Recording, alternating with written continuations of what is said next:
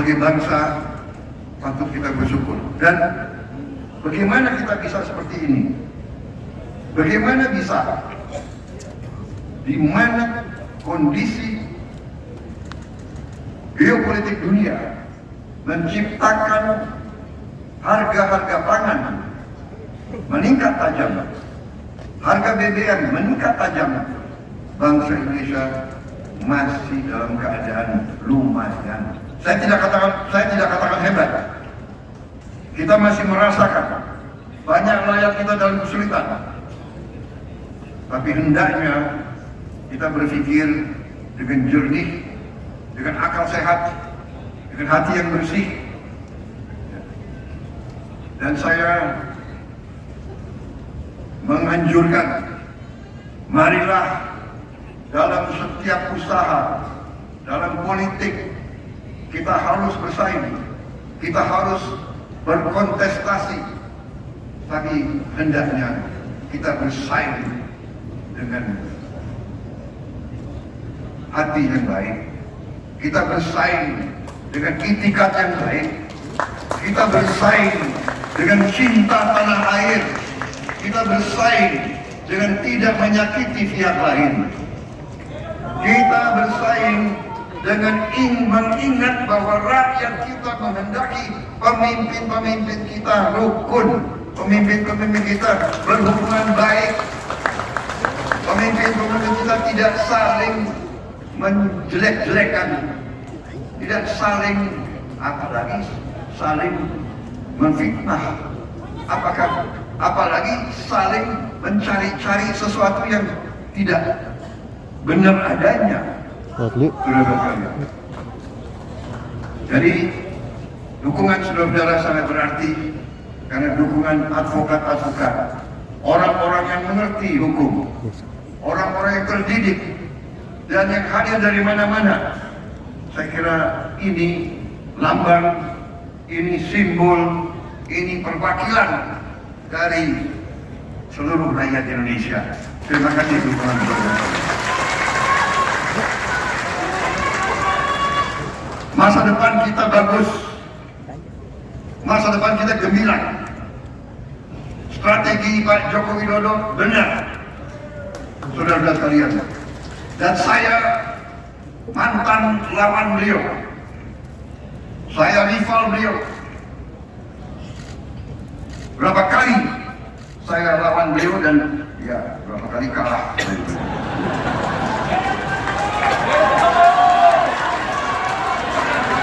Tapi waktu saya kalah pun, boleh tanya, beliau masih hidup. Waktu saya kalah yang pertama kali pun beliau datang ke rumah saya. Tidak banyak pemimpin yang punya itikat seperti itu. Saudara-saudara, biasanya orang Indonesia itu kalau menang, lawannya dihabisin. Betul? Kalau menang, rasain tuh. Dia datang ke rumah saya.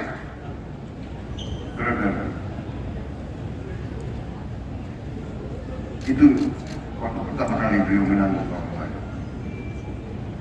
Dan saudara mengetahui sendiri, kedua kali waktu beliau mengalahkan saya pun, beliau kirim utusan mengajak saya rekonsiliasi, mengajak saya.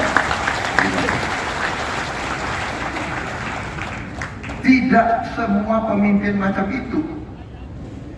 Coba berapa ratus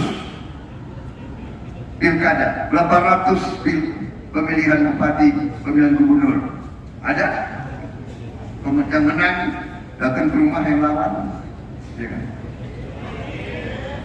Yang kalah, bahkan sering yang kalah pun tidak mau datang ke pelantikan yang menang. Betul tidak?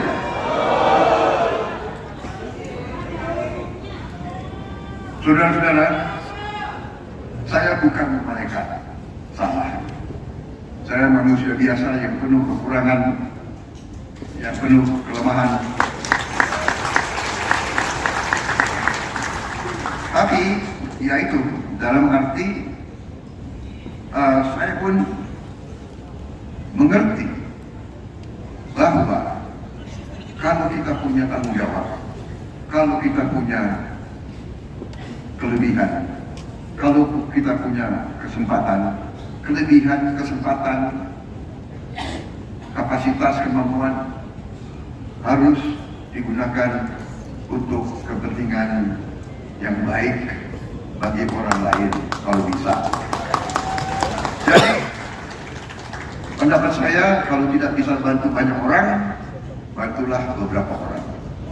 Kalau tidak bisa bantu beberapa orang, bantulah satu orang. Kalau tidak bisa satu orang pun kau bantu, jangan bikin orang lain susah. Itu pendapat saya. Dengan demikian, Pak Jokowi dan saya, kita telah memberi contoh. Kita berlawanan, kita berseberangan, kita bersaing, kita kontestasi. Kontestasinya pun bukan kontestasi etok-etok. Lumayan juga waktu itu, ya. Debat, saya debat sama Pak Jokowi. Tapi kalau Anda replay rekaman debat itu, Anda bisa lihat kita saling menghormati.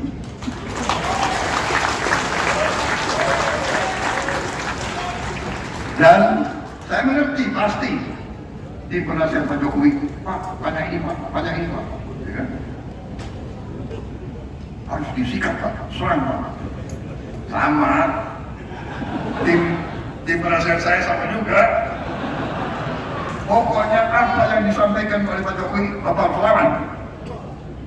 Begini, waduh. Menghadapi tim penasehat kadang-kadang capek juga. Tapi Pak, perusahaan enggak.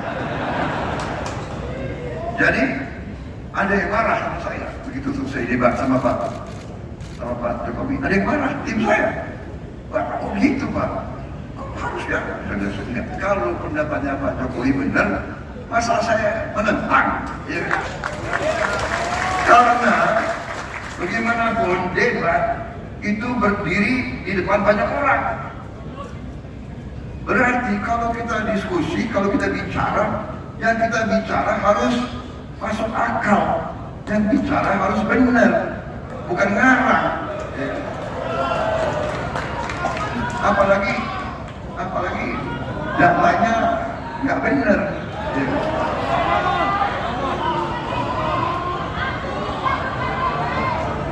Sudahlah, yang sudah liwat saja.